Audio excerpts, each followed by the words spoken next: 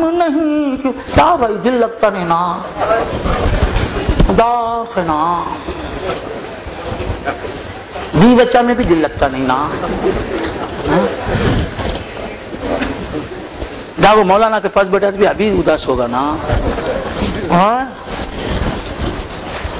وہ حضرت کے پاس جا کے بیٹھا تو بھی دل لگتا نہیں نا ہاں کہاں کہاں گیا تو بھی دل لگتا نہیں نا کلکتہ گیا تو بھی دل لگتا نہیں نا کہاں کہاں پھرا کہاں بھی دل لگتا نہیں نا نہ ملا ہے نہ ملے گا مجھے آرام کہیں میں مسافر ہوں میری صبح کہیں شام کہیں بستی بستی پھرتا ہوں بنجارا ہوں دل لگتا نہیں نا کیا کرنا بھائی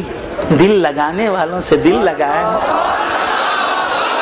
اللہ نے جسے چاہا اسے چاہا نہیں نا تمہارے دل نے اللہ تمہارے دل کو خوش رکھے گا غارت کرے گا نا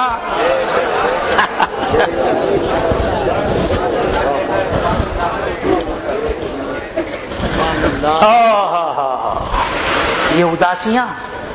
رونقوں میں بدل جائیں گی یہ غم خوشیوں میں تبدیل ہو جائیں گے یہ آنسو قہقہوں میں بدل جائیں گے تیرا خواجہ کے دیوانے تو بن جاؤ دیکھو خواجہ کا جو فقیر ہے کیسا مست ہے مگن ہے آتی ہیں بلائیں رخ موڑ لیتی ہیں خود ہی کہ نہیں یہ دیوانہ اس کا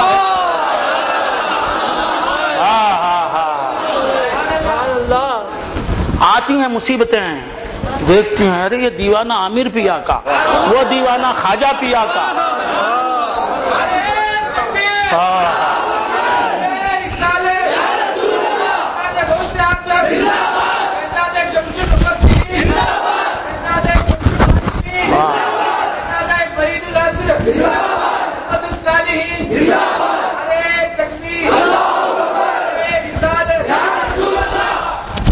یا ایھا النبی اے نبی انا ارسلناک یقیناً ہم نے تمہیں بھیجا شاہدن شاہد بنا کر کیا بنا کر بھیجا شاہد بنا کر بھیجا اپنی امت کو دیکھنے والے بنا کر بھیجا اسی لیے یہ امت شرک میں مبتلا نہیں ہوئی اسی لیے یہ امت کفر میں مبتلا نہیں ہوئی اب آپ کہیں گے کہ یہ امت گمراہی میں مبتلا نہیں ہوئی آپ کہیں گے 72 فرقے گمراہ ہیں نا اس امت کے معتزلی گمراہ ہیں جہمی گمراہ ہیں قدری گمراہ ہیں جبری گمراہ ہیں وہ کیا کیا حضرت نامہ لیتے ہی نا یہ سب پڑھو بابا عالمہ کے پاس جاؤ بابا اب یہ تو زبان سمجھ رہے نا اب مدراس میں تو مجھے ایسی تقریر کرنی پڑتی ہے ایسی تقریر کرنی پڑتی ہے اردو کا جنازہ نکل گیا ہے وہاں دفن ہو گئی ہے اردو تہذیب دفن ہو گئی اردو زبان اردو روایت دفن ہو گئی بڑے افسوس کی بات آپ زندہ رکھیے اپنے بچوں کو جس طرح قرآن کا ناظرہ پڑھاتے ہیں بلا تشبیہ و تمثیل ساتھ ساتھ اردو لکھنا پڑھنا بھی سکھاتے ہیں اتنی حد تک پڑھائیں لکھائیں کہ وہ خود اب ترقی کر لے وہ خود جو ہے چھوٹی کتابیں پڑھ کے بڑی کتابیں پڑھنے کے قابل بن جائے اتنی حد تک ان کو بیک کریں بیکنگ دیں وہ سمجھ میں آئے میرے بھائیوں یہ میری درخواست ہے اور یہ میری دینی گزارش ہے یہ میری ذات کے لیے نہیں آپ کے دین کے لیے آپ کی اولاد اور نسلوں کی دین کی حفاظت کے لیے تو کیا عرض کر رہا تھا دوستو 72 فرقے ہو گئے گمراہی میں مبتلا ہو گئی امت گمراہی میں مبتلا ہو گئی آپ بول رہے ہیں تو امت گمراہی میں مبتلا نہیں ہوئی حضور فرما رہے ہیں کہ میری امت 72 ہو گئے نا لیکن کمال دیکھیے 72 فرقے بن کے اس امت کے گمراہ ہو گئے لیکن سواد اعظم جو ہے بڑی جماعت تعداد میں بڑی تعداد جو ہے وہ اہل سنت و جماعت کی ہے یہ نبی کا معجزہ ہے چھوٹے چھوٹے ٹکڑے بن کے الگ ہو گئے یہ بڑی جماعت جدھر جائیے ادھر اہل سنت و جماعت کثرت میں اہل سنت و جماعت ہے بات سمجھ میں آ رہی تو کیا عرض کر رہا تھا کہ نبی کی امت کے اکثر افراد گمراہی میں نہیں ہے، ہدایت میں ہے، ہر زمانے میں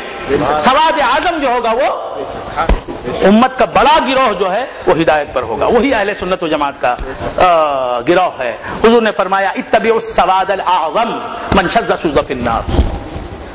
سواد اعظم امت کی بڑی جماعت کہاں جا رہی ہے؟ دیکھو اس کے پیچھے ہو جاؤ۔ اگر ٹوٹو گے تو جہنم میں جا کے گرو گے۔ جماعت کا دامن پکڑو، کیونکہ جماعت نے نبی کا دامن پکڑ لیا ہے۔ سواد اعظم نے نبی کا دامن پکڑا ہوا ہے، تم نبی سواد اعظم کا دامن پکڑ لو،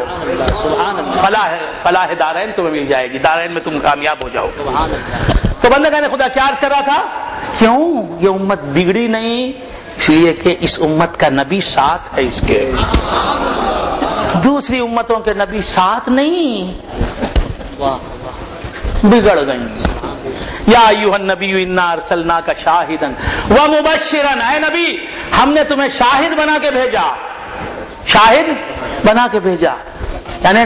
امت کے ساتھ رہنے والا بنا کے بھیجا، امت کو ملنے والا بنا کے بھیجا، امت کو دیکھنے والا بنا کے بھیجا، امت کی باتیں سننے والا بنا کے بھیجا۔ یہاں سے پکارو، نبی سنتے ہیں مدینے میں، یہاں سے پکارو، نبی سنتے ہیں، جہاں بھی ہو وہیں سے دو صدا، سرکار سنتے ہیں، سرے آئینہ سنتے ہیں، پسے دیوار سنتے ہیں۔ سرے آئینہ کے لفظ نے مجھے ایک سلیم کوثر پاکستان کا ایک شاعر ہے، اس کا شعر یاد دلا دیا۔ سرے آئینہ کے لفظ نے، میں خیال ہوں کسی اور کا، وہ کہتا ہے میں خیال ہوں کسی اور کا، مجھے سوچتا کوئی اور ہے۔ میں نبی کا خیال ہوں، میں ان کے خیالوں میں رہتا ہوں، ان کی یادوں میں رہتا ہوں، ان کے علم میں رہتا ہوں۔ وہ میری اس دنیا سے واقف ہے، میری عقبہ سے واقف ہیں، میرے ماضی سے واقف ہیں، میرے حال سے واقف ہیں، میرے مستقبل سے واقف ہیں، میرے اندرون سے واقف ہیں، میرے باہر سے واقف ہیں۔ ان پر تو گناہگار کا سب حال کھلا ہے، ان پر یعنی آقا پر، ان پر تو وہ شاہد ہیں، اس لیے ان پر تو گناہگار کا سب حال کھلا ہے۔ اس پر بھی وہ دامن میں چھپائیں تو عجب کیا، وہ جانتے ہیں گناہگار بہت برا ہوں، لیکن پھر بھی وہ کرم کرے تو وہ رحمت للعالمین ہے، کرم کرے تو ان کا کم کیا ہوگا، کرم کرے تو ان کو کون پوچھے گا، ان کا خدا ناراض نہیں ہوگا بلکہ خوش ہوگا۔ ہاں نبی کرم کرو، تم خوش ہو جاؤ تو ہم خوش ہو جائیں، تمہاری رضا میں ہماری رضا، تمہاری خوشی میں ہماری خوشی، تمہاری خوشنودی ہی ہماری خوشنودی، تمہاری مسکراہٹ میں ہماری خوشی، ہماری خواہش یہی ہے کہ تمہاری خواہش بڑھائے، ہم چاہتے یہی ہیں کہ تمہارا چاہا پورا ہو جائے، ہم چاہتے یہ ہیں کہ تمہارے ہونٹوں پر مسکراہٹ کھیلتی رہے۔ سبحان اللہ۔ یہ سب کچھ ہم نے کیا، یہ دنیا بنائی وہ دنیا بنائی بس تمہارے تبسم کے لیے، بس تمہاری رضا کے لیے، تمہاری خوشی کے لیے۔ مصطفیٰ ہم تمہارے، ہمارا سب کچھ تمہارا، تم خوش ہو جاؤ۔ یہ مقام ہے مصطفیٰ کا، چاہے سب رضائے حق کو، چاہے حق رضا نبی کا۔ تو بندگان خدا کیا عرض کر رہا تھا؟ آپ کا وقت بہت لے لیا میں نے، سبحان اللہ سبحان اللہ، بہت لے لیا۔ تکبیر،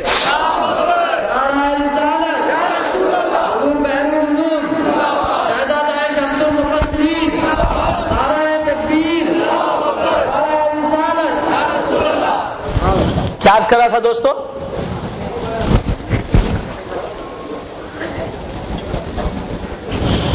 بھائی میں بھی مسلسل محنت کر رہا ہوں، جب سے آیا صبح فرصت ہے نہ شام فرصت ہے، کبھی فرصت مل جاتی ذرا اونگ لیتا ہوں، لیٹ جاتا ہوں، کوئی آیا مجھے لے گیا، کوئی آیا کسی نے دعا کروائی، کوئی آیا کسی سے مسئلہ پوچھا، کوئی آیا کسی نے جھگڑا طے کیا، تصفیہ کیا، کوئی آیا، کیا کیا مسئلے رہتے ہیں، رات کو چین ہے نہ دن کو نیند ہے نہ رات کو۔ تو میں بھی آپ یہ سمجھتے ہوں گے کہ بس سوتا رہتا ہے، یہ کچھ کام ہی نہیں، ایسا نہیں ہے کہ دماغی کام جو ہوتا ہے دوستو،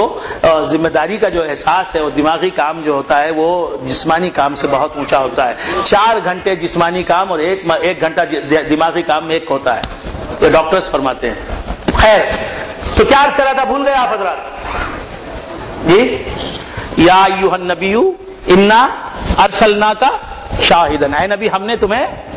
بھیجا شاہد بنا کر. تو نبی ہمیں دیکھ رہے ہیں اور ہم کہاں ہیں؟